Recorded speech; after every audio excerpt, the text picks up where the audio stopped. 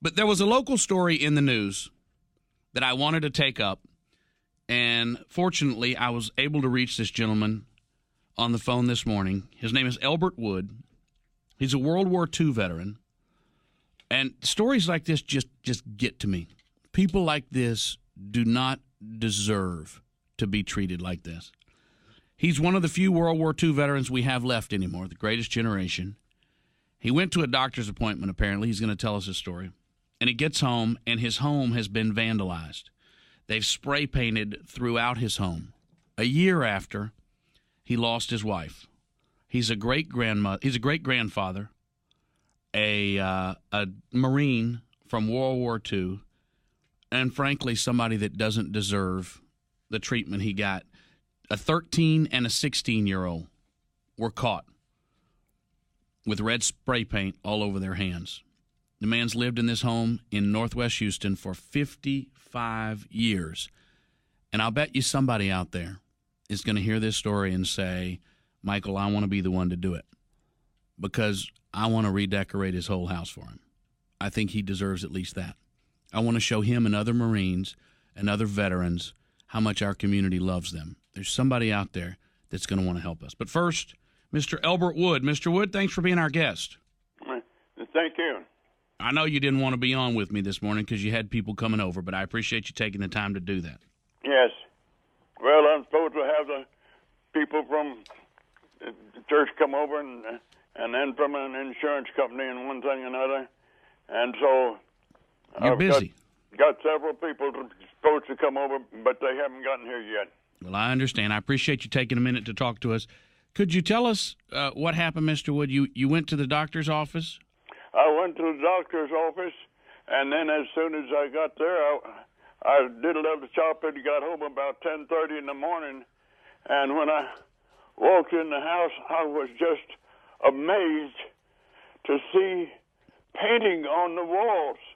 And this was done with spray painting, and there were things, a lot of the drawers were taken out of different things and left on the floor, and they were emptied, and they went through the house and opened up stuff and got a lot of boxes and emptied them out. And the thing that is amazing to me, along with this, I don't find things stolen, but a tremendous amount of damage done in that they spray painted, and I had a leather chair up here, and they spray painted on it and spray painted on one that was upholstered, and I had some paintings that I'd had for years, and one of them got spray painted, and then they got spray painted on the windows and even on the floor,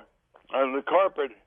And so my house is really looking terrible right now, and it's going to take a long time to get it straightened out, because in order to repaint some of this area, I'll have to move everything out of there, all the furniture and everything is out, and then get that painted, and then I guess move back in and move stuff in there from other rooms and get that painted. So it's going to be a big job, and it's going to take a long time.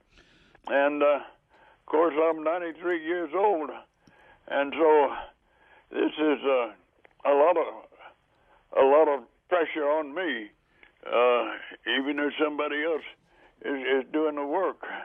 I understand. Mr. Wood, what was your immediate reaction when you came in the door and you saw all this? I just couldn't believe what I saw. And I got to thinking, who would do something like this to me? And I couldn't think of anybody. I don't think I have any enemies. And I've been here for such a long time, and it looks like if I'd had any problems with it, they would have turned up before now. And so I was just amazed at this.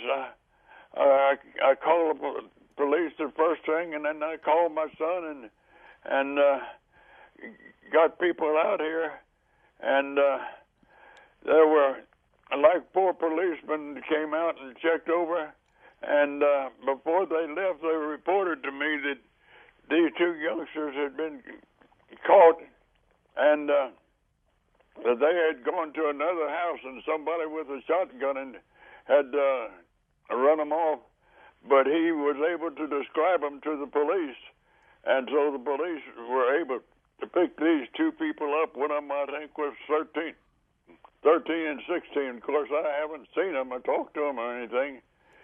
But what would you say to them, Mr. Wood, if you see them? I don't know, because I couldn't even imagine anything like this ever happening. I've never heard of anything like this happening before, and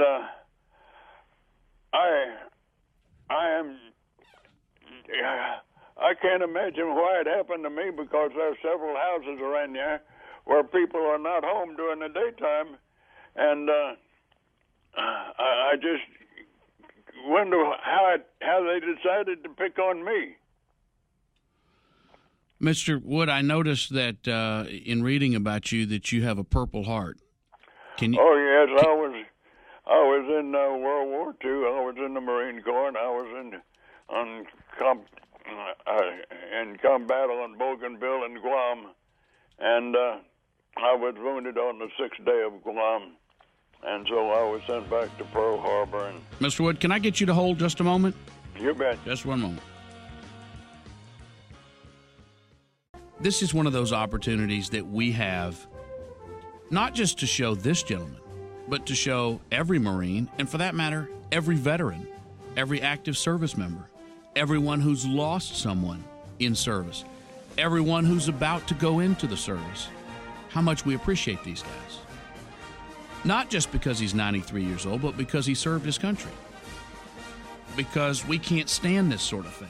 And I think we all feel responsible that somebody broke into his house, 2 punks broke into his house, spray painted it, and destroyed the things that mattered to him. Who knows what their value is? It doesn't matter. They're important to him.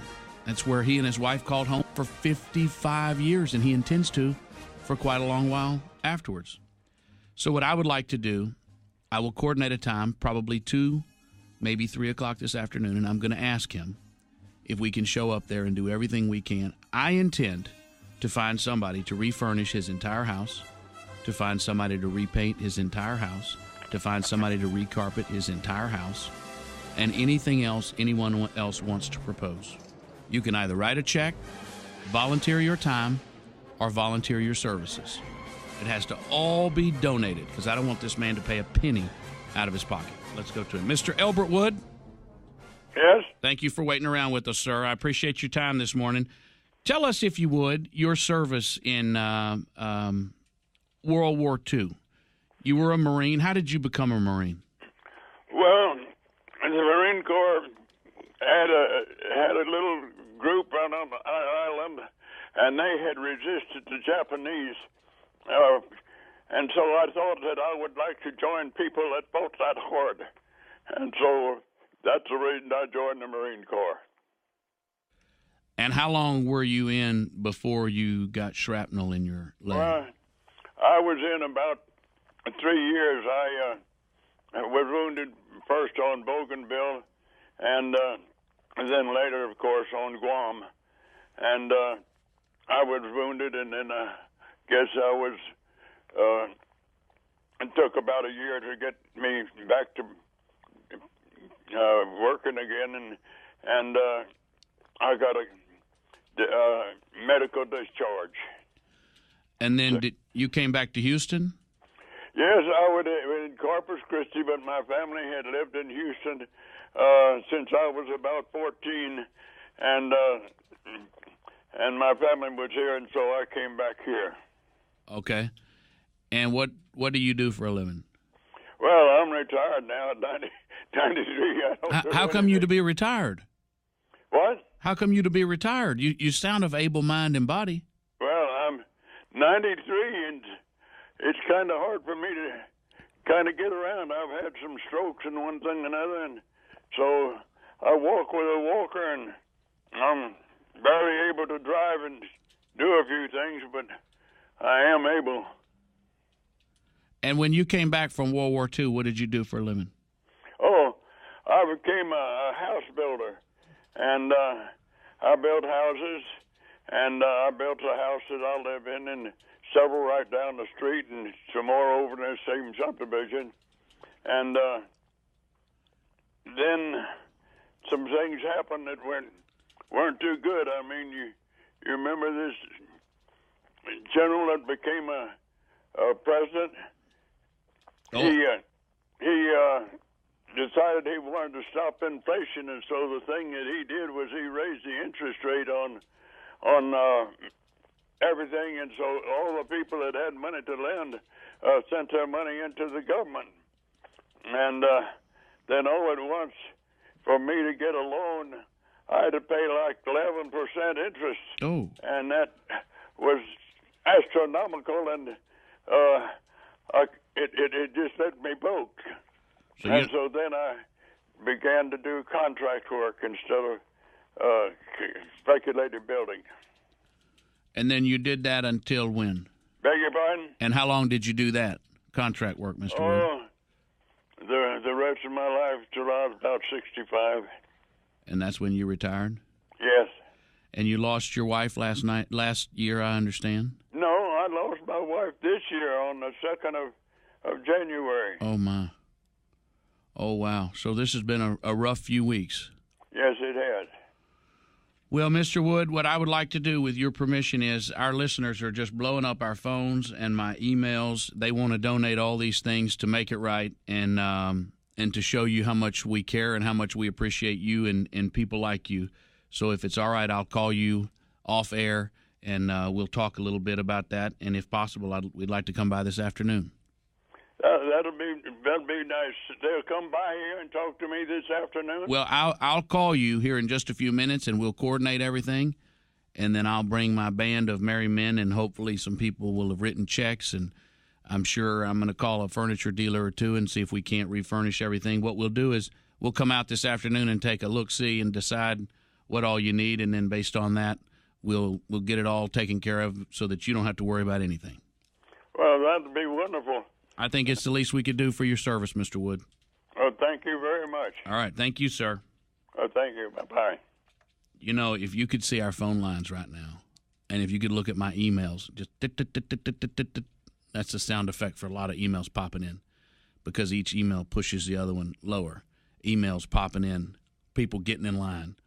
How can I help? Whether they don't have a penny to spare and they just want to haul furniture, or whether they can write a check. I mean, the two things we're going to need more than anything else is funds. So if you can write a check, and not to be picky, but I've learned the hard way we have to do this. If you can write a check, I need to be able to send somebody to pick it up today, because we want to get this done forthwith so we can get it all done at one time.